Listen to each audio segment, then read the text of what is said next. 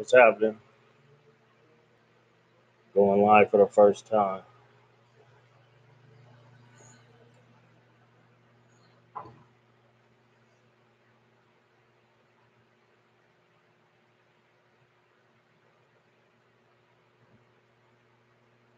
Hey, what's happening?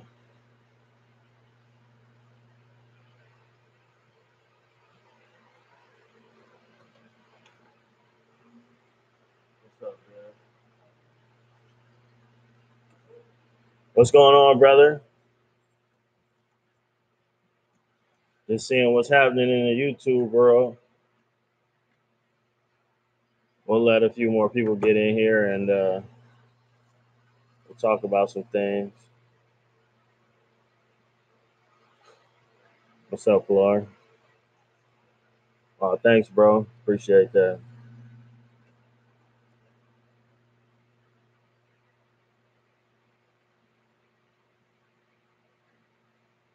Hey, Brian 916. What's up, man? You ready? See if anybody's out there.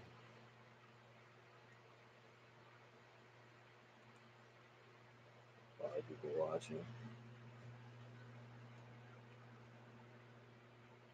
So if there's anybody that want to go live,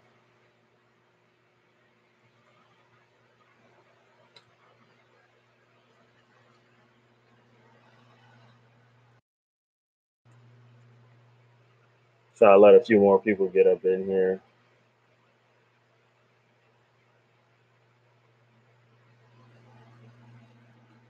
Do I ever troubleshoot via Google search? Yeah, sometimes.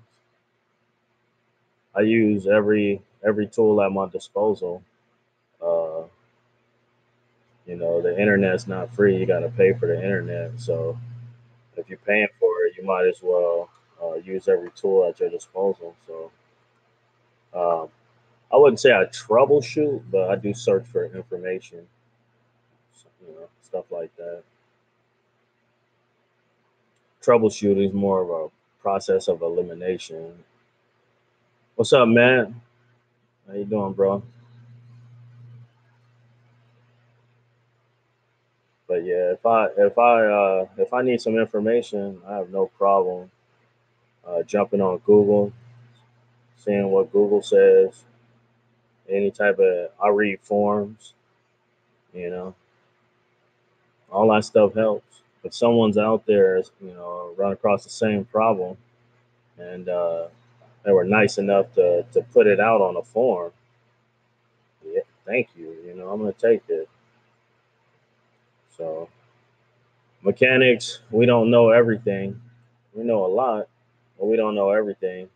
Uh, how you diagnosing is based off information. So, if you get the right information, you can diagnose anything.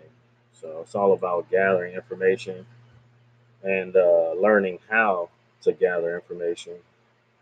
Is probably the key whenever you like testing a component or something like that.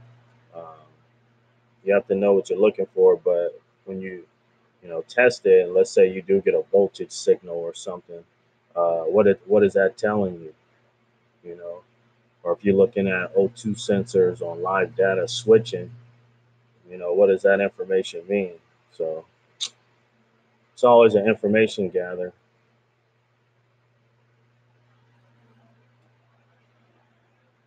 Absolutely.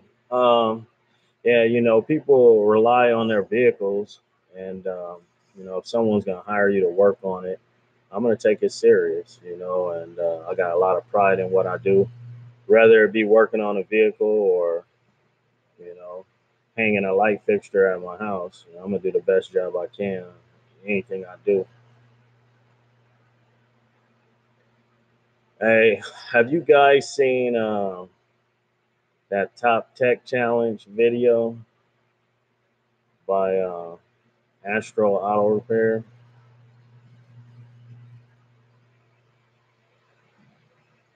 Right, right.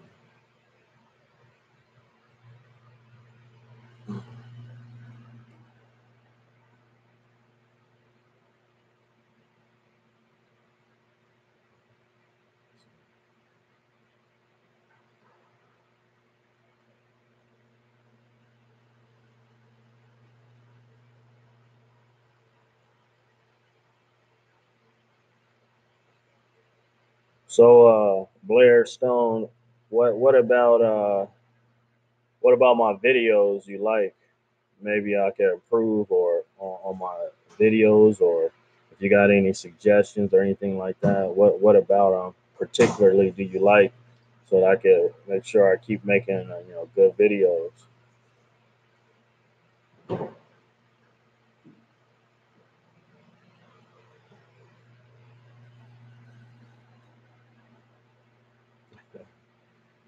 In California, I'm on the West Coast. Hey, what's going on? What's up, Chaz? Yeah, we're on the West Coast. Sun rises in the east, but it sets in the west. So we're the last people to see sunlight uh, in the U.S. So let's see. So I got about an hour and a half until sundown out here.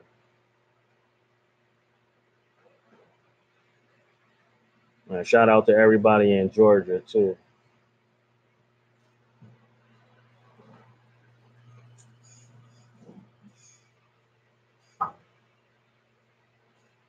Hey, Chaz, you got a channel, bro? I didn't know you had a channel, man. I think I might have stumbled across it, man. I'll make sure I sub to you.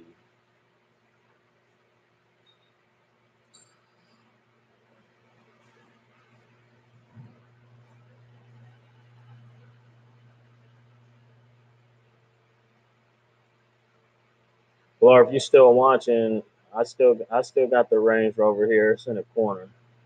I'm gonna get it running for you.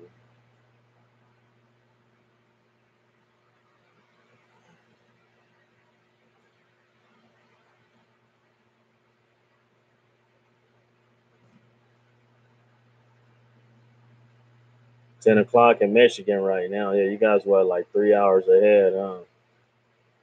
It's seven out here. Yeah, shout out to everybody in Michigan.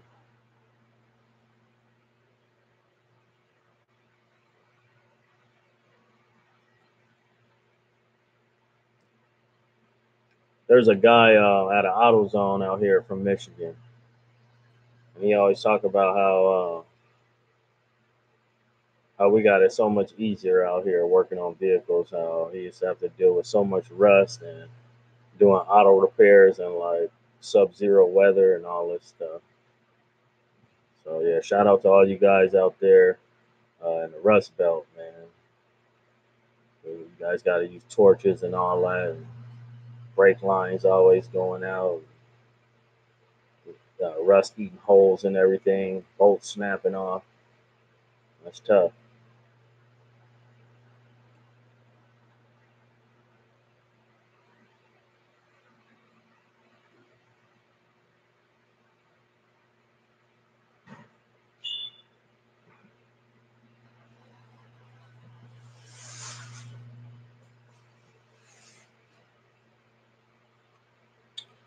Yeah, man.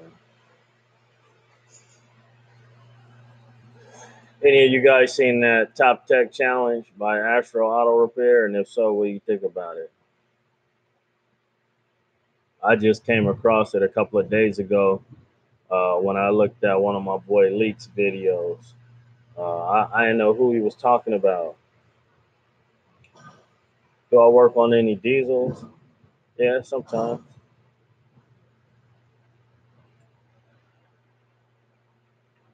Sometimes diesels could be a lot easier than gasoline as far as diagnosing them.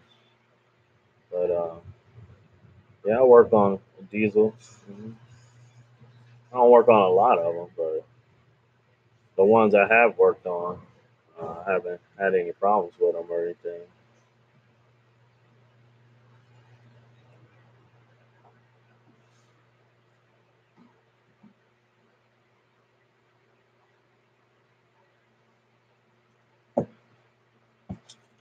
Oh, that's a package right there. Right on.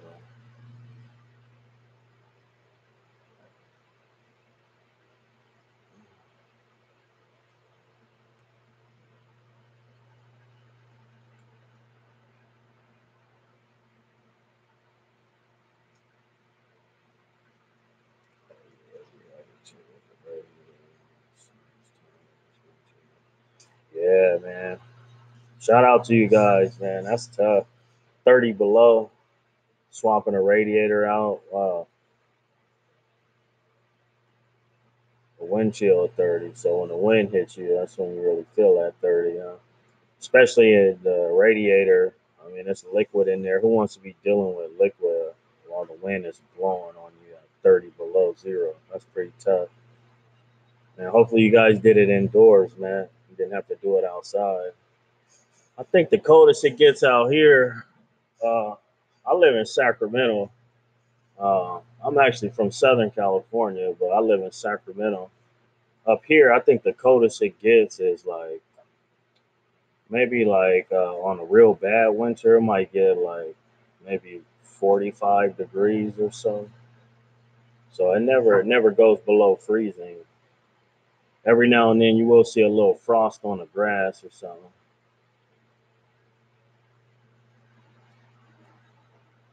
I appreciate you too, Blair. What's going on, Matt? Is that Matt Hitter? Still working with Dez? Yeah, he right here. Say what's up, Dez. What's up, everybody? I'm here. He's still here, keeping his work area junky.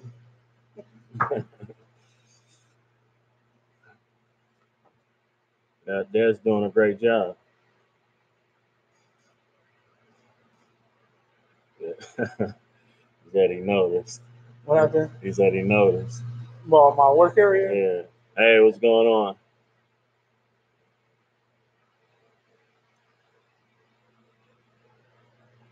Yeah.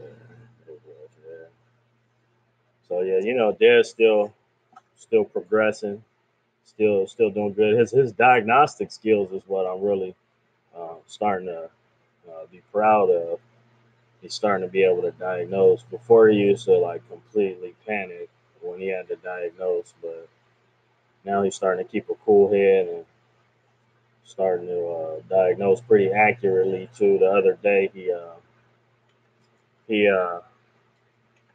so he had to do it in the driveway because his pickup was in the garage where we were putting in a new front clip on. Oh man, hey, shout out to you guys out there, and that's tough doing a radiator job in the winter. Yeah, I probably have on all kind of clothing.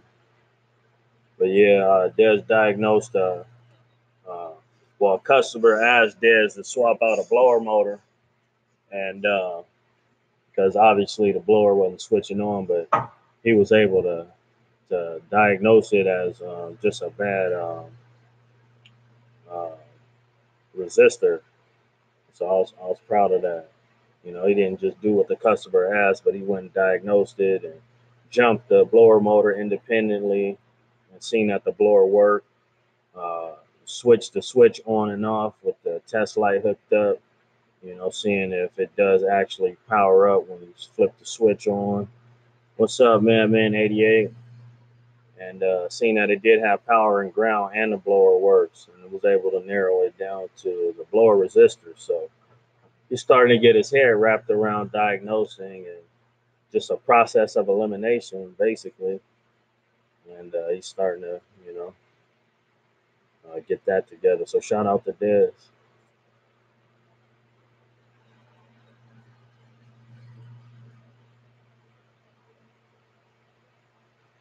I guess when I go live next time, I'm going to go live a little earlier. It seems like it's late, probably where most of you guys live. It's only 7 o'clock out here. We still got like an hour and a half of daylight left. Yeah, it's just a process of elimination. That's pretty much it, man. Definitely, the OBD makes it a lot easier. Absolutely. Using a scan tool, period, makes it a lot easier. You know, I remember before scan tools got as sophisticated as they are now, when you'd have to back probe every wire. You'd have to go, oh, what's up, Twiz? You're not late, you're just in time. Back then, you'd have to back probe everything and use a multimeter to see if your O2s are switching or see if you got some kind of voltage signal or even to get like a vent canister to open. You'd have to jump it manually to hear it click.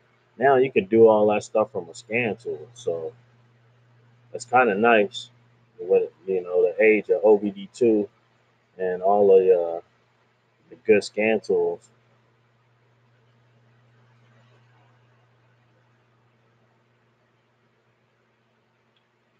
Yeah, my take on the top tech challenge. It's a dig on a couple of YouTubers that Astro Autofair doesn't care much for top tech challenge. It never happened. Yeah, I hear you.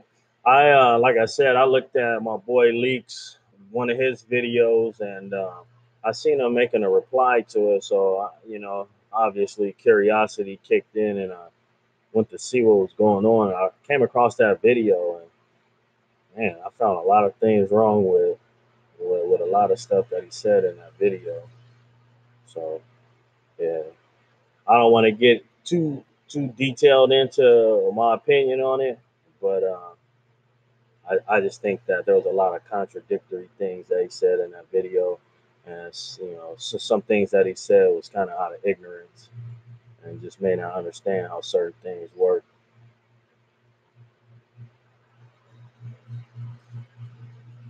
But I also checked out some of his videos, and I mean, he seemed like a pretty solid tech. Most of his jobs turned out somewhat successful. I mean, at least the ones he filmed. So I mean, it seems like a pretty solid tech. But I don't know why he came at a couple of other YouTubers, and I would say I didn't really like how he tried to attack these people's livelihood. That's not cool. I know he made a comment about the guys who have Patreon accounts that they're professional beggars or something like that. That's probably the biggest thing that upset me.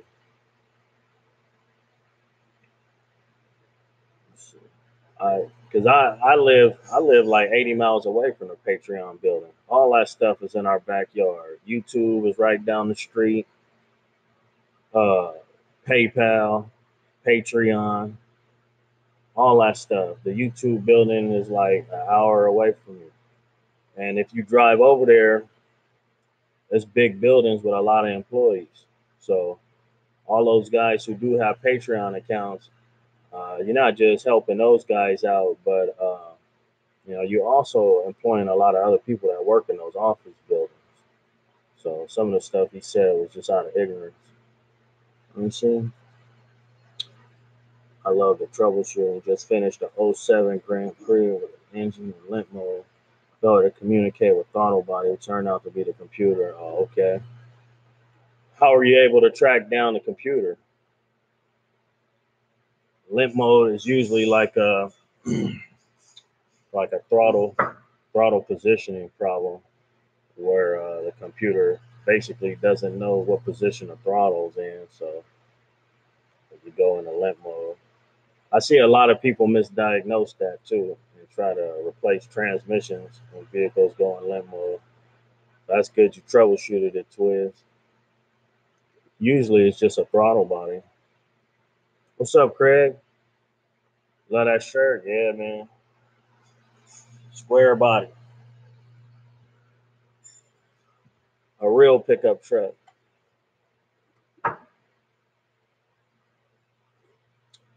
If you're gonna drive a V8, you gotta get an American V8, or you wasting your money. That's right.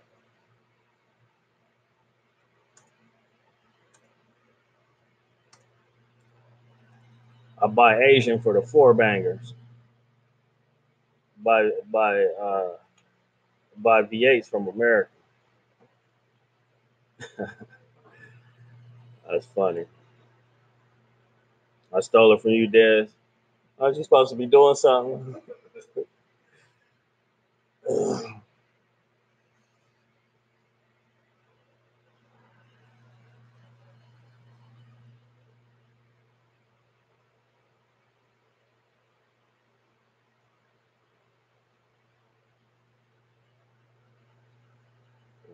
VA to Cali. That's right, man. Shout out to everybody in Virginia.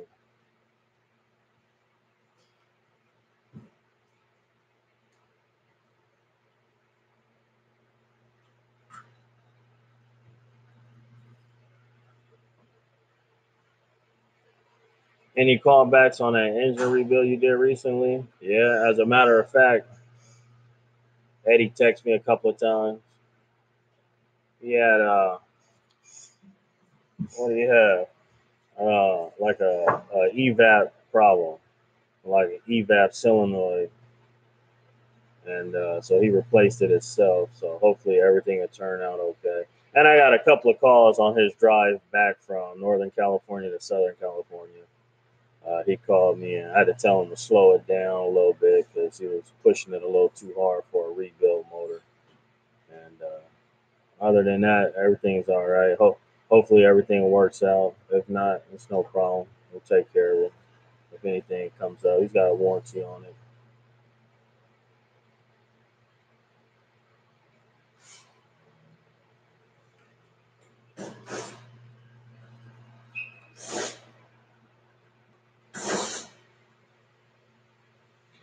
That TL ran really good, really good. In fact, it ran so good, I wanted to give it to a family member.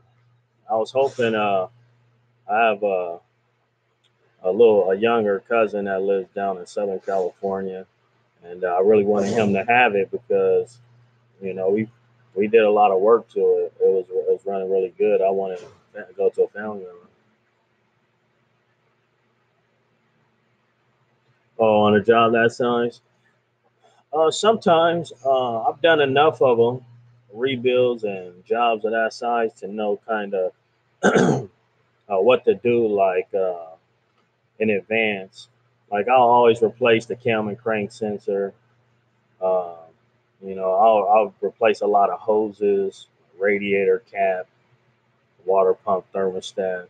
A job that size, I ditch a lot of parts to try to keep them, anything from coming back. But I mean, that's just how vehicles are. You never can tell. I mean, it could be running great, and then next thing you know, his coil goes out, and he's got a bad misfire in one cylinder. But what can you do? The coil went out. So I do what I can to try to uh, replace like common failure items, or at least a failure item that'll cause like severe damage, like thermostat or water pump, radiator, stuff like that.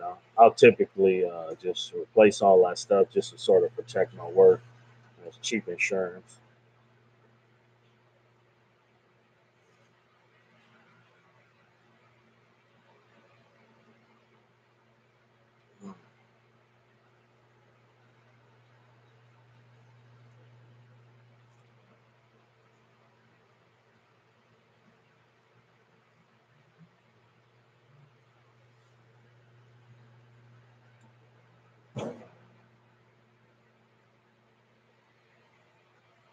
Oh, okay, yeah, Craig, I get what you on there, man. In fact, I think if you go on my YouTube page and you go to the about section, it should have my email on there. And just hit me up. I'll give you my info so you can send me some stuff if you want. Appreciate that. Let's see. Tested the throttle body good. Fuel pedal tested good. Went through the complete wiring harness good. Control voltage was at 5 volts on most. And it's at 1.7 or 3.5 on the wire speed. Right on, twist. It basically just tracked it down. Yeah, that's how it goes.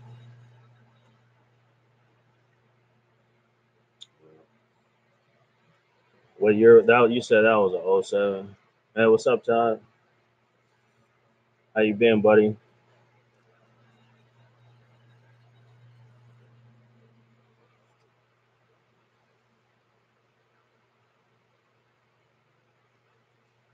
By the way, this is the first.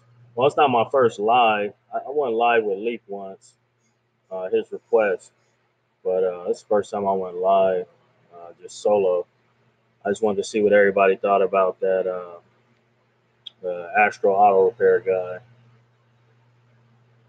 You ever have with the wacky cluster?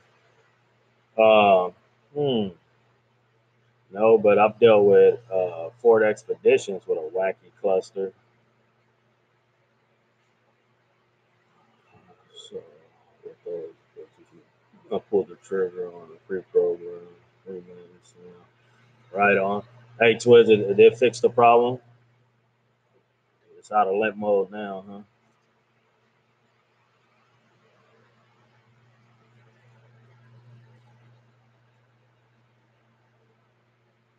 Actually, I did, Todd. I did take a look at that TSB that you sent me over. So I appreciate that. I took a look at it. I actually did make some uh, effort on the 4.7 rebuild that I just did to sort of ensure that uh, that the crank ventilation system stays free and clear and is able to ventilate. Because it's not easy changing the valve covers on some of those things, and a lot of times, if you got poor uh, PCV ventilation, those cams whip up a lot of wind inside those valve covers, and it'll pressurize the valve cover, and next thing it'll bust through the gasket. You got a valve cover gasket leak. So I always try to make sure I got good vent on any type of overhead cam motor. I try to make sure I got good ventilation at the valve covers.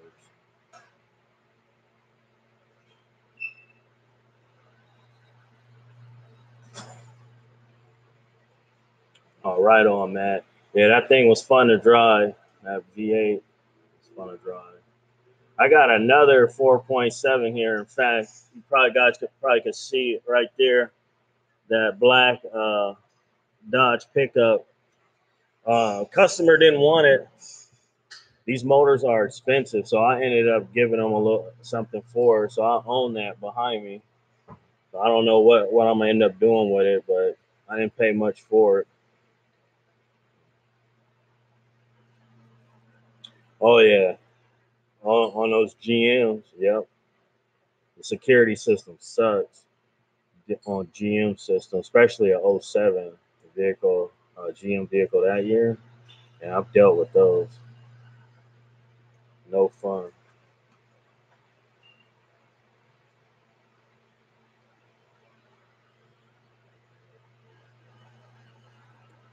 Right on. Yeah, I'm probably just gonna buy a used motor for it, and so I may shoot a video on a motor swap on this thing, and maybe shoot a video on like doing an autopsy on that motor to see what happened.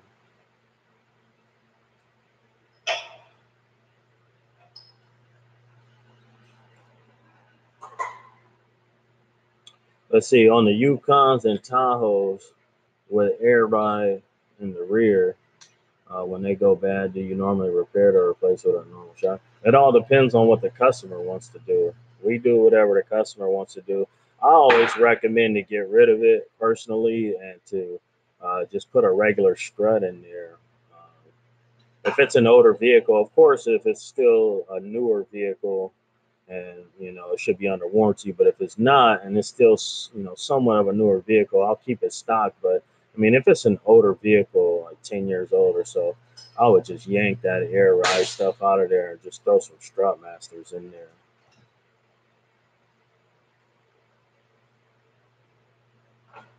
Oh, four, yeah. Me personally, Craig, if it was mine, I wouldn't bother with the air ride. That's an unnecessary luxury. I would just buy a conversion kit. I think Strutmasters sell a kit for it. We do it a lot here. I always recommend to get rid of it.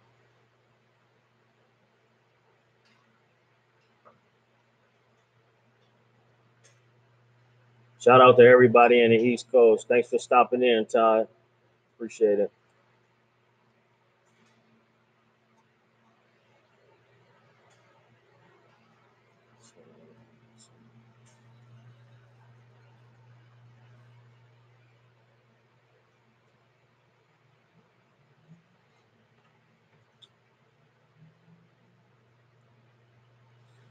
Yeah, you got turning the key. It's yeah. leave it on for 15 minutes and cycle it back and forth and do all this stuff. Yeah, it's tough. I know Nissan has a little idle relearn process, something kind of like that, and it's always a pain.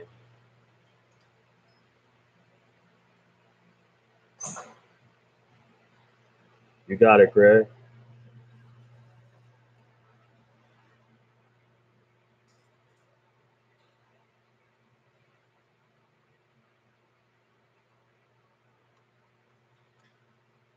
Just want to get some feedback on on the type of videos you guys like to see. I've been hey, what's up, Chaz? I've gotten comments from viewers saying that they like the long, detailed repair videos, and I've also gotten feedback from subscribers and viewers that said they like shorter videos, or they find it hard to sit through a long repair video. So, just want to get some feedback from you guys on what direction I might take the next couple of repair videos I shoot in. Or if you want to see repair videos at all, you would prefer to see something else. I don't know.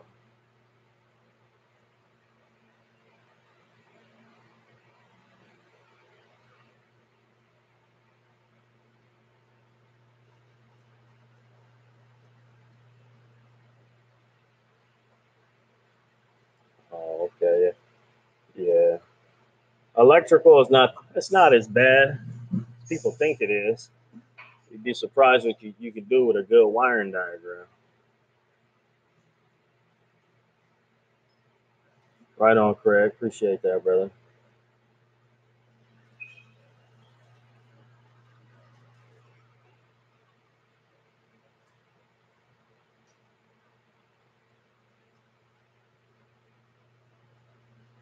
Okay, David.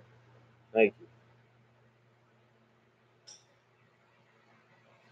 Appreciate that, man. I really do. I try to make them as detailed as possible and try to show you guys what I'm actually doing.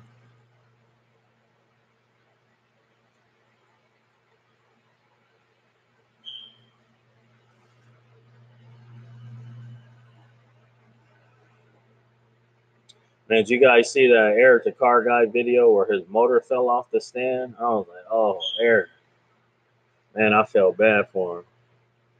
He had to modify his. Hey, what's up, Justin? He had to modify his lift uh, or his engine stand rather to be able to get. What's going on, Jeff? He had to modify it to get his shop crane and be able to pick the motor up. So it looked like he was having a tough time there. I don't know if you guys seen that video. But you can always pick the motor up from the back of the engine stand. You don't have to go like in the front of it. You could just pick it off the engine stand from the back, set the motor down, and then bring the crane around to the front of the motor. So I don't know what Eric was thinking that day. Hey Justin, I seen that new bike you got. Seen you riding through the desert. You live in the desert in SoCal, huh? I just got finished hanging out in Palm Springs. I think that's down there your way, I think.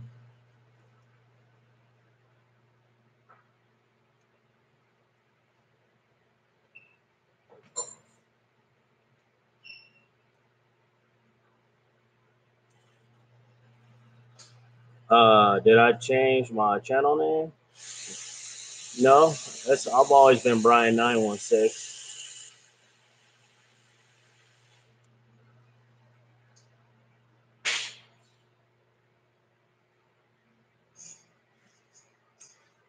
So you're getting the hang. Take care, Craig. Appreciate you stopping in, brother.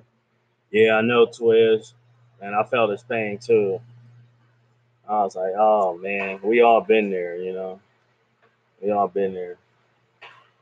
Oh yeah, so I figured when I seen you riding your bike down there, I can always tell. I went to where was I? I think I was in a Joshua Tree National Park. Went through. I think you live over that way. I can kind of tell by looking at where you were riding at. You live like in a hot desert area, SoCal. Oh, that happened to you too, Twist. Yeah, I'll just pick them if I can't get it from the front, I'll just pick the motor up from the back. I'll go behind the engine stand and pick the motor up from the back, and then move the stand out the way, set the motor down, and then swing my whole crane around, and then pick it up from the front. That's what I'll do if I run across that. But I'm using a Harbor Freight engine stand, and the way it's designed, it's nice. You don't have that problem because his sort of has like two legs that go out like this, and your crane have two legs that go out like that too. So it's going to be hard. But the Harbor Freight one has just sort of a straight like T style um, leg on it, so you can just like pull your crane right up on it. So shout out to Harbor Freight. That was a good design.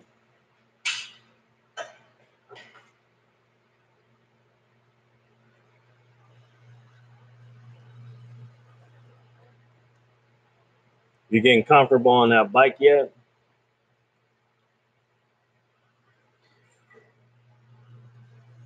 Didn't have a voice at the time. Uh, that's understandable.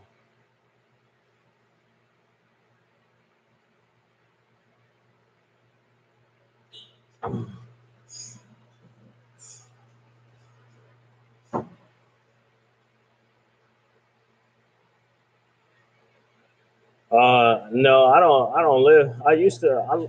I'm from Southern California. Uh, I grew up in Long Beach, California. So, city by the sea. Shout out to Long Beach. Long Beach, stand up. But I live in Sacramento now, in Northern California, like 80 miles outside of San Francisco, the Bay Area.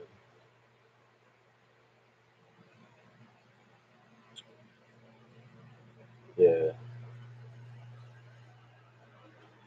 Uh, the legs aren't foldable, David, on my engine stand. So I guess it'd be the small one then.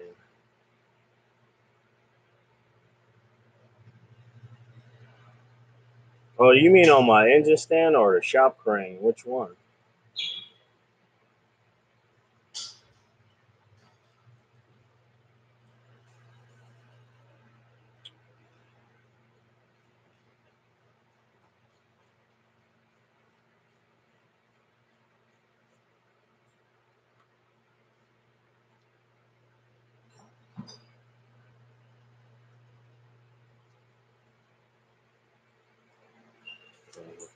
Right on, Twiz. I took my kids to the San Diego Zoo not too long ago. I love San Diego, man. San Diego's so laid back.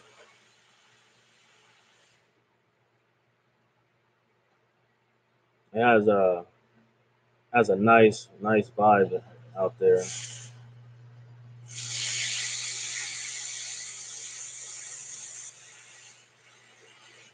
On the stand, there's a half ton. Hey, look on that stand for me, Des. What does it say, weight wise? Oh yeah, yeah. I was just down in San Diego, man. I stayed. I was in Chula Vista area. I stayed at an RV park. Yeah, look on that stand and see the weight on it. Hey, David, I would say if I had to guess, man, it probably. I don't think it holds a ton. I would say it's probably a half ton.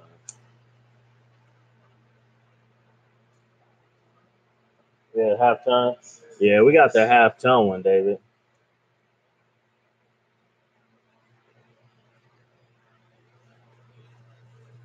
San Bernardino. Shout out to San Bernardino. I know it's probably hot there right now. Justin, you probably got it the. I don't know. I was gonna say you got it the worst, but it's pretty hot in Sacramento too, man. It gets up to it's in the hundreds all summer long. So we 103 is like not uncommon to be 103, 104. David, if I were you, David, I would go with the half ton because I mean it all depends on what you're working on, but it's easy to pick the motor off of the stand with this particular design. You won't get into a situation where um, the two keep butting up against each other and you can't get the boom to grab the strap.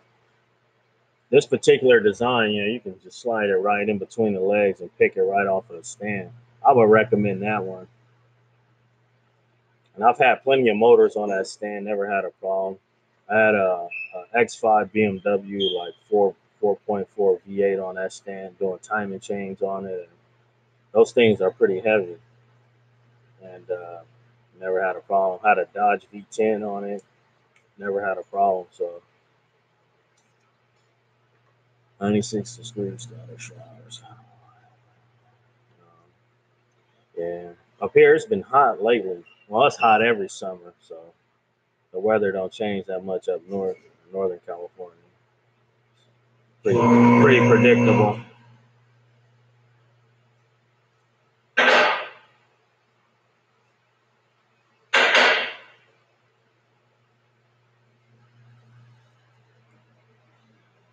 What you do in Palm Springs, Justin?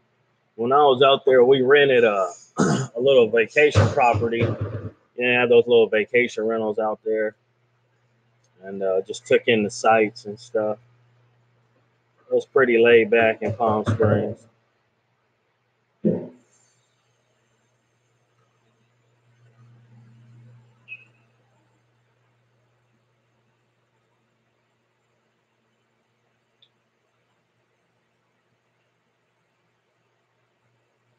Oh, okay.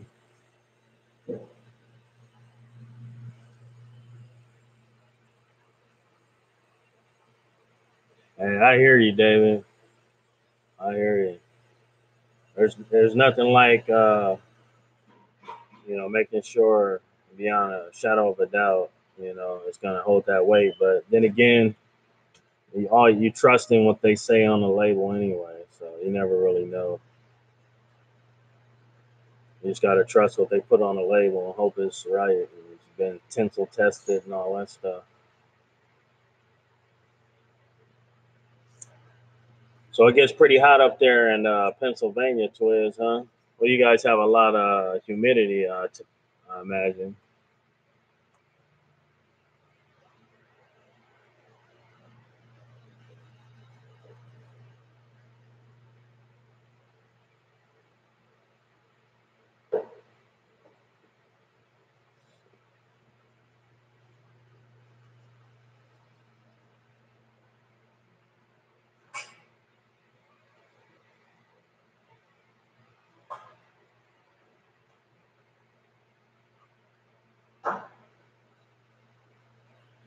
And 90 degrees range for a week, yeah. That humidity is tough. Tough. It's not like where you are, Justin. That's pure sunbeams.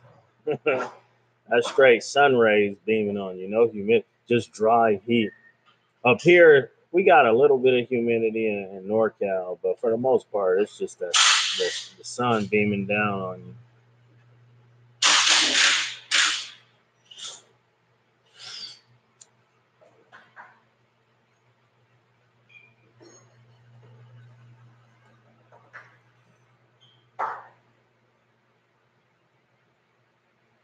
I can't complain. It won't be long. Yeah. How cold? I'm pretty sure it gets cold up there. In Pennsylvania.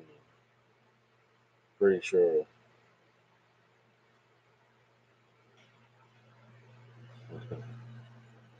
Know what you mean, Justin?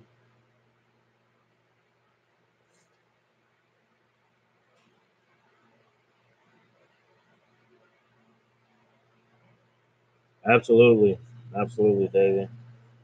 I've uh, I've tossed a lot of money away before on tools, and I mean it's the same end result. You get the customer's car repaired. The customer could care less what tool was used. At the end of the day, I mean, as long as the tool gets the job done, that's all that really matters. So I used to buy nothing but Snap-on and Mako, and because the tool guys come to the truck, but or excuse me, the truck comes to the shop. So You know, the tool guy's always peddling tools on you. How could you not buy off the truck? But I stopped doing it. In fact, the tool guy won't even come over here no more. He knows there's no money for him over here. I'll call him if I need something, but he won't just show up.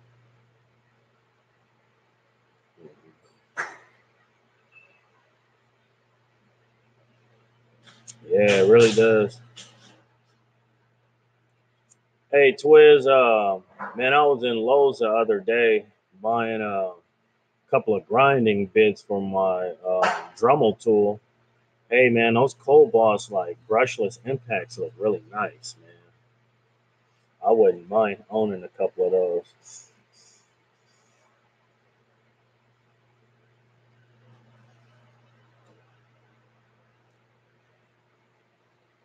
Yeah, it's expensive. Everything's expensive out here. It's a tax for everything.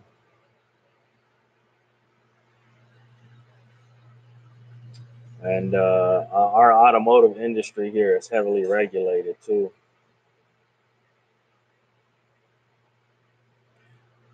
Not anymore.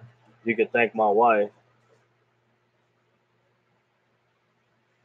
She won't let me ride on that death machine.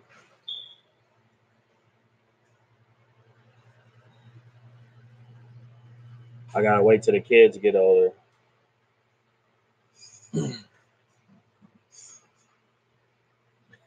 Yeah, I got a customer though that's got a bike. She don't know, but when he comes around, I jump on it and go around the block.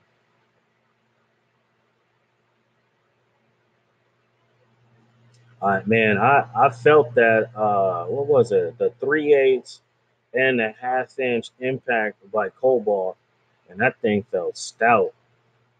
I was really digging it. I do. I jump on and go around the block real quick and reminisce.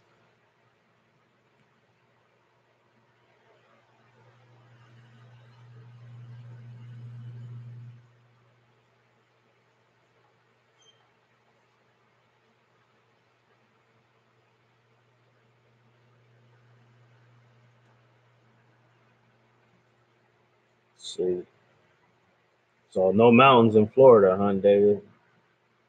It's all flat.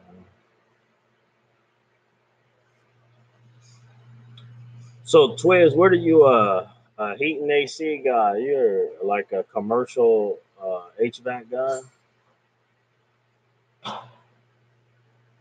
Hey, man, I would like that. I always get ideas too, man, and I always see stuff in other people's toolbox that I might want.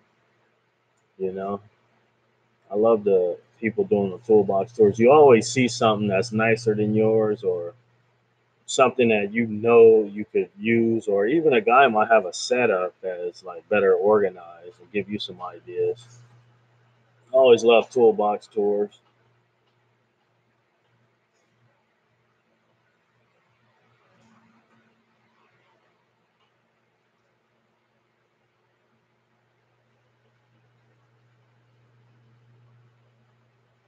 Right on, Justin.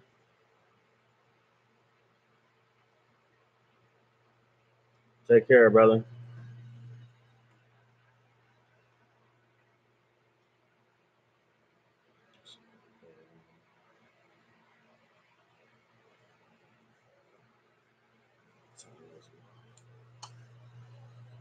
I'll be checking out here pretty soon myself.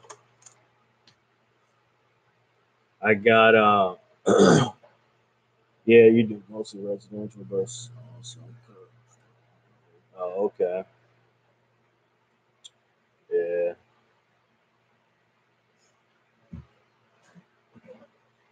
you do a little bit of plumbing too. I just had a plumber out on my property the other day, trying to get some. I had a serious irrigation problem going on where my I couldn't turn my sprinklers on.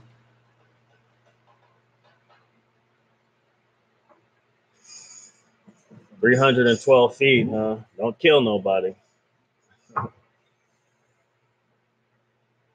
Yeah, I seen that video you pulled out. What's going on, Roger? Yeah, man, I love those toolbox tours too, man. Yeah, I seen that video you did, Twist. Looks like you guys were welding up a frame or doing some type of frame repair. So I love to weld myself too. I need to get a much better welder. I've been saving up to get me a good welder.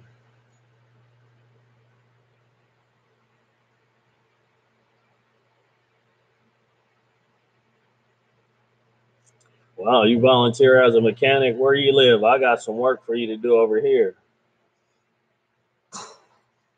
My phone don't stop ringing.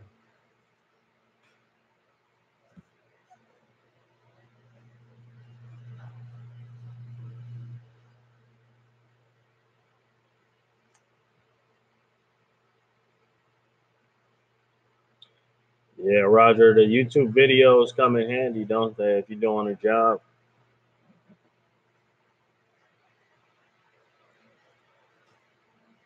In fact, I got a lot of emails from when I did a head job on a 4.7. Right on. Yeah, Miller. You got a real welder. I was thinking about going Lincoln Electric. I got a Harbor Freight welder right now. It's not the new line, the Viking. It's not the new line. It's the old one. And I mean, it gets the job done, but I don't think the settings are accurate. I mean, even on the lowest setting, it's too hot.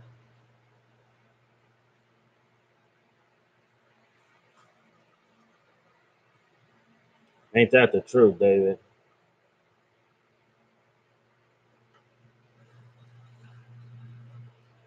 But yeah, the YouTube videos, Roger, they help, man. I've seen YouTube videos before that help me. I'm not above watching a YouTuber do a repair. Anything to help me get the job done, I don't care.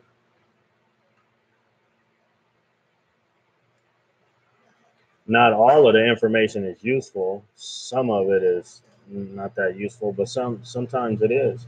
Or you might see where a component is located, and that's all you really needed to see. You stop the video right there. Or you might just want to see what you're about to get into. I'm taking a lunch break or something, and I'm getting ready to do a job after lunch. While I'm eating, I'll try to see if I can find that job on YouTube and watch some guy doing it. And I know what I'm about to get into. If it's too unaffordable, it should be okay. Yeah, I think mine's is like 110. I think, but it seems like it's way higher. No, what is it? No, I think it's 90 volt. I can't remember, but it's junk. I know that.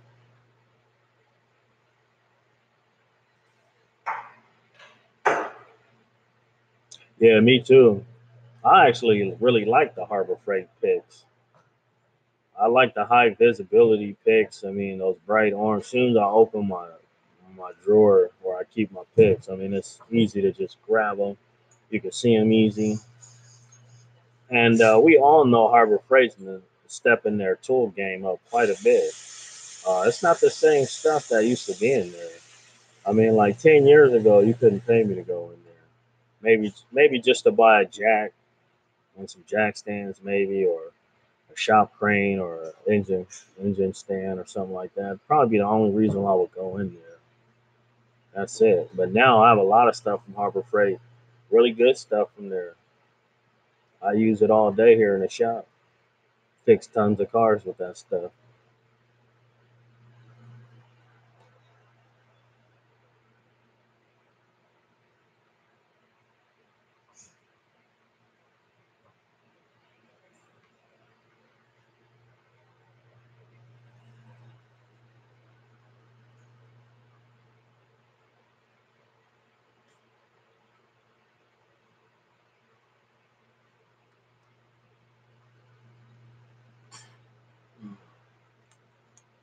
Well, I actually do got a get a little bit of work done.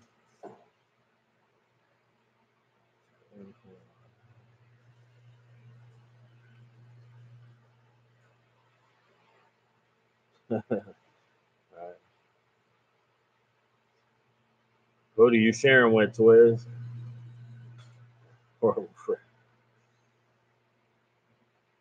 Oh, you have your share of horrible phrases. Yeah, we all do, man. We all do. Yeah. Some of the stuff in there is junk. We all know that. Some of it's pretty handy too. In fact, I got some like home and garden tools from there. I got like a pole saw to cut down like some trees from my neighbor that's like overhanging over my gate. They work great. I got like a weed whacker from there, and I got some other stuff too, not just like automotive tools from Harbor Freight, like extension cords and stuff like that. I mean, they got a lot of stuff in there that comes in handy.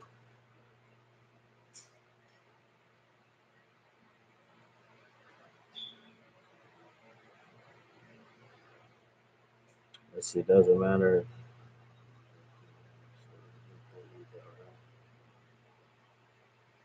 Yeah, yeah, that's like it's all experience driven anyway. Tecton. Yeah, Tecton is pretty good, Twiz. Just for like basic hand tools, they're okay. I'm not the biggest fan of their combination wrenches. They're a little on the short side. They are good wrenches. Don't get me wrong. You won't have any problems with them. They grip well. It's a good wrench. They're just a little short for me, and for some of their sizes are exactly the same size. Like a 15 and 16 millimeter might be exactly the same size. Instead of it like progressively getting larger as it goes up, some of them are exactly the same size in the set, like 15, 16, and 17. So that's kind of weird.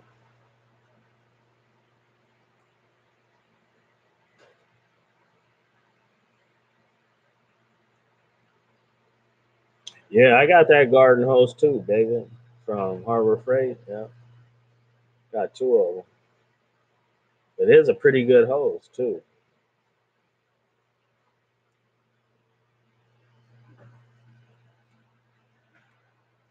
Well, unfortunately, guys, I got to take off. I actually still got a little bit of work to do before I leave. It's 7:52 out here on the West Coast. So, and according to my watch, sun sets at 8:30. So I got a little bit of time before it gets dark. So I'm gonna take off, guys. Thanks for tuning in. This is Brian 916. I see you guys on the next one.